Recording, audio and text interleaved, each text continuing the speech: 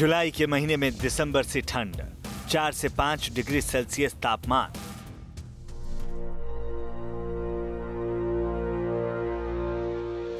ग्यारह 11,000 फीट की ऊंचाई, जहां सांस लेना भी मुश्किल होता है।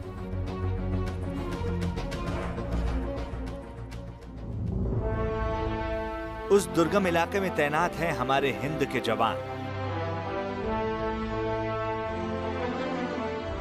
दिन रात करते हैं देश की निगाहबानी। तंग हालात में भी अपने मोर्चे पर रहते हैं डटे।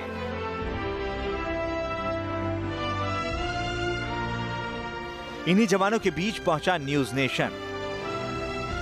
भारत चीन सीमा के ग्राउंड जीरो पर न्यूज नेशन ने जाना जवानों का हाल।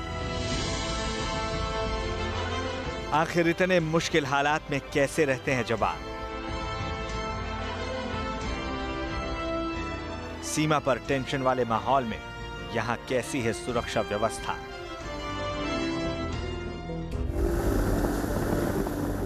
दिल्ली से भारत चीन विवाद की हकीकत जानने के लिए न्यूज नेशन की टीम सिक्किम की राजधानी गैंगटॉक पहुंची, जिसकी दूरी करीब 1600 किलोमीटर है।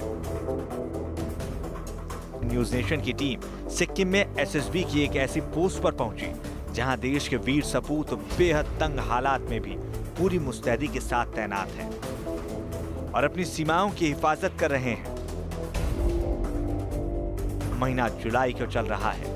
देश के बाकी राज्य जहां बाढ़ और गर्मी से बेहाल हैं, वहीं ये जवान सर्दी के सितम से दो चार हो रहे हैं।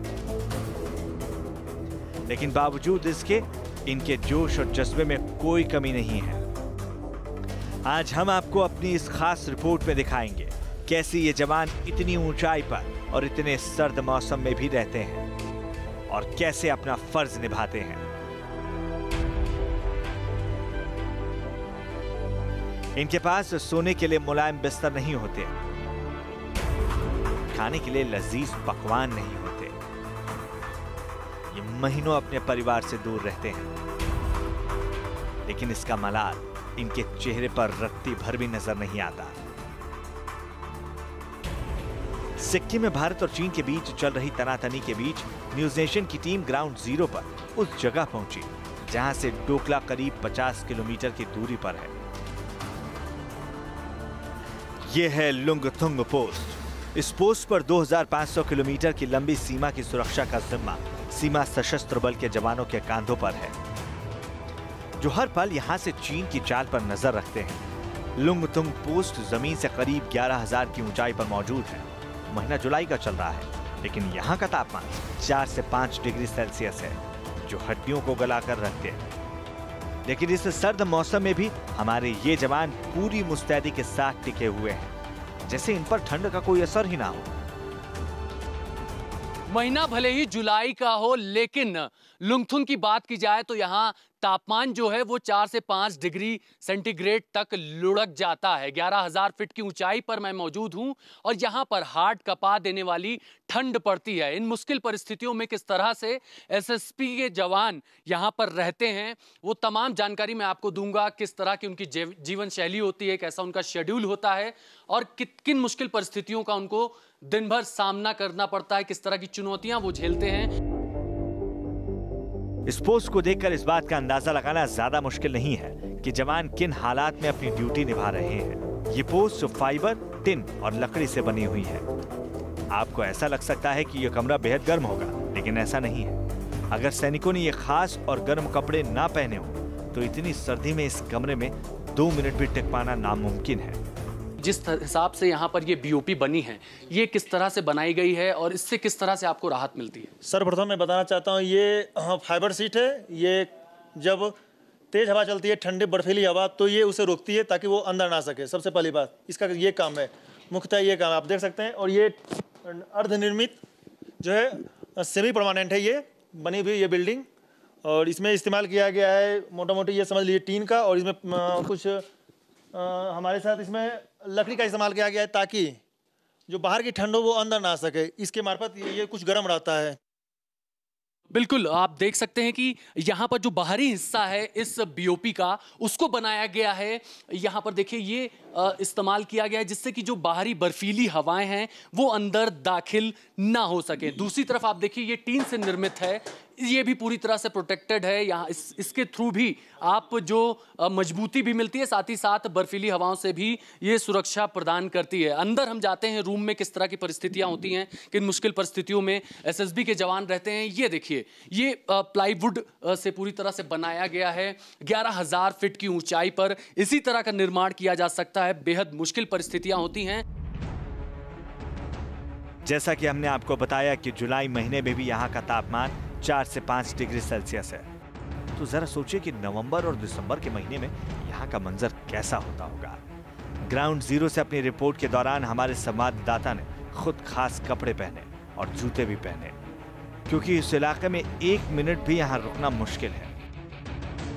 मेरी बात की जाए तो इस डिग्री सेंटीग्रेड में भी आप मेरे वेशभूषा को देख सकते हैं। मैंने जैकेट पहन के रखी हुई है। नीचे अगर देखा जाए तो ये बर्फीले शूज़ मैंने पहन रखे हैं। ये वो शूज़ होते हैं कि जब आप पूरी तरह से बर्फ़ में चलने के काम आते हैं और आपको ठंड और से बचा करके रखती है। तो इन तरह की मुश्किल परिस्थितियों में एसएसबी के जवान 2,500 किलोमीटर लंबी सरहद पर हमारी रक्षा करते हैं, चाहे नेपाल की सीमा हो, भूटान की सीमा हो या पूर्वी सिक्किम और उत्तरी सिक्किम की बात की जाए तो चीन से लगी हुई सीमा हो। इन मुश्किल परिस्थितियों में दिन रात हर वक्त एसएसबी के जवान अलर्ट रहते हैं, सतर्क रहते हैं और हमारी हिफाजत करते हैं।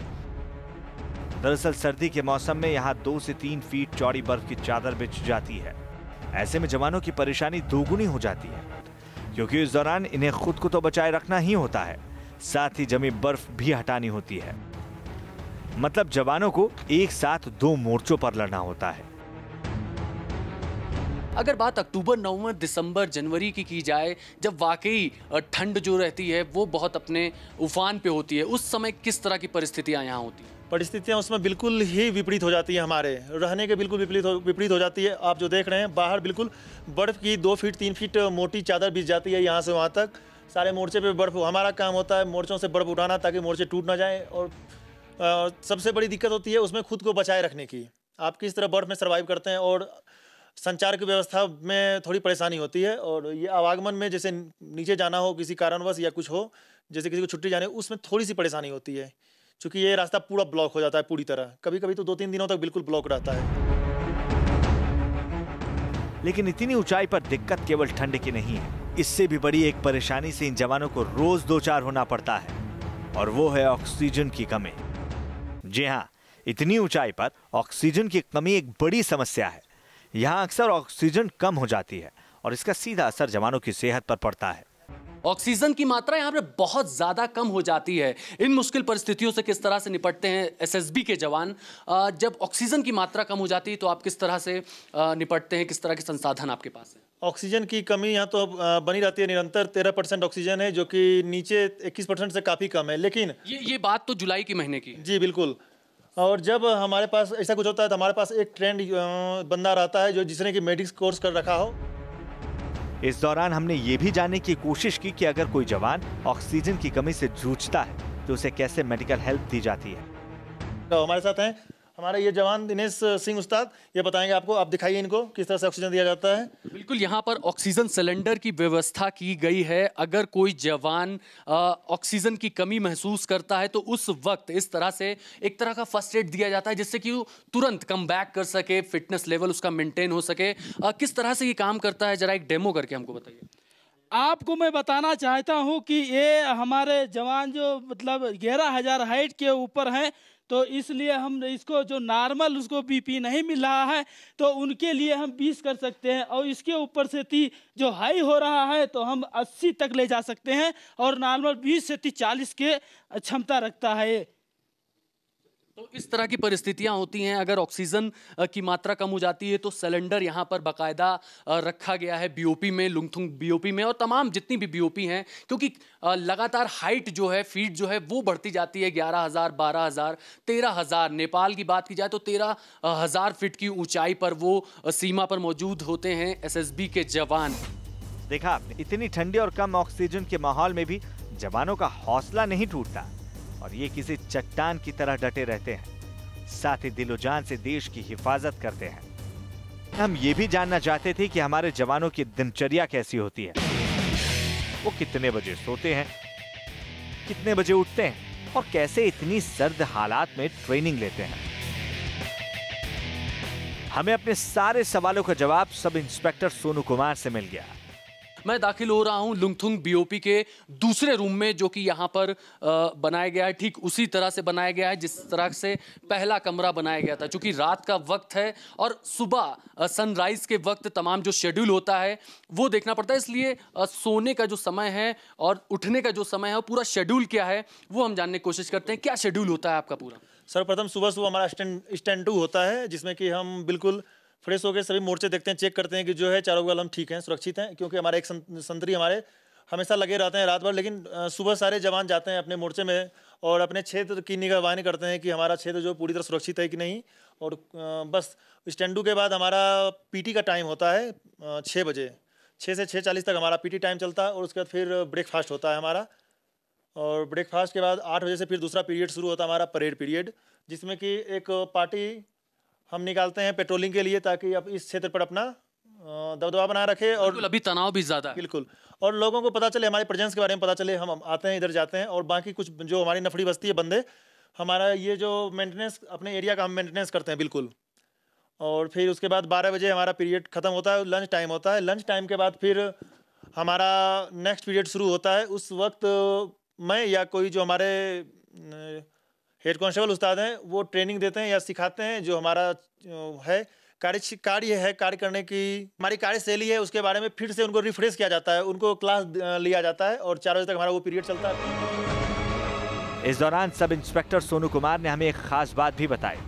इन्होंने बताया कि इतनी ऊंचाई पर ऑक्सीजन की मात्रा बेहद कम होती है, जिससे जवान बेहद जल्द थक जाते हैं और इनकी सांस फूलने लगती है, जिसके कारण जवान ज्यादा फिजिकल काम नहीं करते, ताकि जवान अपनी ऊर्जा बचा कर रख सकें। इसलिए जवानों का स्पोर्ट्स सेशन तो होता है, लेकिन बेहद छोटा। वहीं रात में जवानों की गिनती होती है और उनसे दिन भर की रिपोर्ट ली जाती है। क्योंकि हम ज़्यादा ऊंचाई पे इसलिए ज़्यादा फिजिकल एग्जॉर्शन नहीं करते, एक तरह से अपनी एनर्जी बचाते हैं ताकि ज़्यादा परेशानी ना हो यहाँ पर। और उसके बाद फिर हमारी रात्रि गणना परेड होती है, जो सब बहुत ज़रूरी है। उसमें सारे जवानों का रोल कॉल में पूछा जाता है, किसी की अगर कोई रिपोर्ट हो, किसी को कोई परेशानी हो, किसी का कोई सुझाव हो तो दिया जाता है। फिर अगर मेरे से संभव हो जाए कि मैं कर लूँ सॉल्व, मैं करता हूँ, नहीं तो इसको आगे फर्दर रिपोर्ट में आगे भेज देता हूँ, जो मेरे बस से बाहर की चीज़ें हो। नहीं लेंगे। लेकिन सबसे बड़ा सवाल, इतनी ऊंचाई, ठंड और ऑक्सीजन की कमी के बीच जवान अपने खान पान का ख्याल कैसे करते हैं? क्योंकि अगर जवानों को अच्छा खाना नहीं मिलेगा तो उनके लिए इतने सर्द मौसम में अपनी ड्यूटी को पूरी मुस्तैदी से निभाना बेहद मुश्किल हो जाएगा और इसका असर सुरक्षा पर भी पड़ेगा।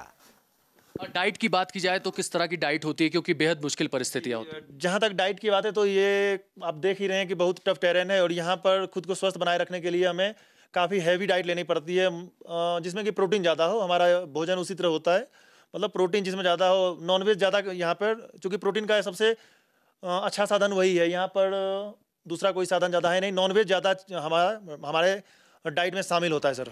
इस बीच हमारी नजर एक खास चीज पर पड़ी, ये था उम्मीद बॉक्स। ये एक यहाँ पर उम्मीद नाम का एक बॉक्स है, ये क्या है इसके बारे में जानते हैं। ये जो बॉक्स ही नजर आ रहा है, ये क्या है?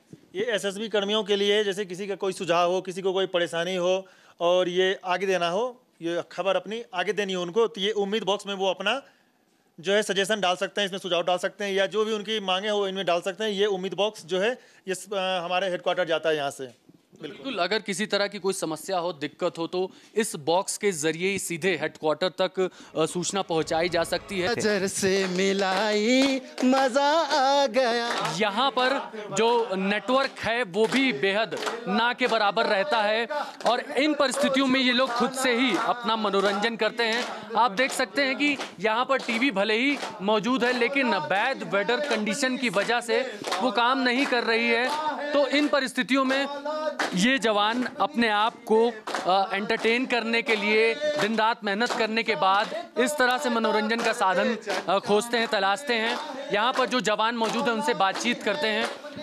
ये बताइए, आप लोग मनोरंजन के लिए भी थोड़ा बहुत समय निकाल लेते हैं, लेकिन कोई गीत अगर आप अभी गुनगुनाना चाहें तो कौन सा गीत होगा? मैं आपको अपना SSB शीर्षक गीत सुनाना चाहता हूँ, जो कि हमारी आन बान और शान है। पड़ा है सीने में है हथेलियों पर जान, सीमाओं पर अपने ध्वज का हम रखते हैं मान, हर कुर्बानी देने को तैयार खड़े हर पल, हम है सशस्त्र सीमा बल, हम है सशस्त्र सीमा बल।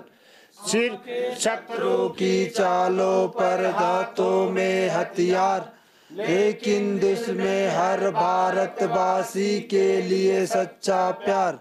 धर्म अभिमान हिमालय और मन गंगा जल, हम है सशस्त्र सीमा बल, हम है सशस्त्र सीमा बल। सिर्फ सुरक्षा दुश्मन से नहीं है लक्ष्य हमारा, धर्म हमारा है सेवा और प्रेम भाईचारा। देश के खातिर मर मिटने का है संकल्प अटल, हम है सशस्त्र सीमा बल, हम है सशस्त्र सीमा बल, हम है सशस्त्र सीमा बल। मैंने सुना है कि देशभक्ति गीत भी आप बहुत अच्छा गाते हैं। ये देश है वीर जवानों का, मस्तानों का। हाँ सर, ऐसे तो हमारे देश का ये देशभक्ति गीत है, जरूर एक लाइन जरूर गुनगुनाऊंगा। यह देश है वीर जवानों का, अलवेलों का, मस्तानों का। इस देश के यारो हो, इस देश के यारो क्या कहना, देश है वीरों का कहना।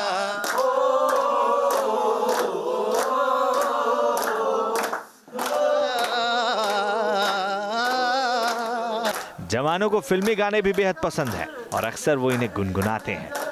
ऐसे ही एक जवान ने न्यूज़ नेशन के लिए अपने खास अंदाज में गाना गाकर सुनाया।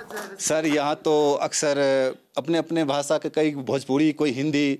अब जैसे इस वक्त मुझे 2 लाइन हिंदी की गाना का याद है, वो मैं सुनाना चाहूँगा।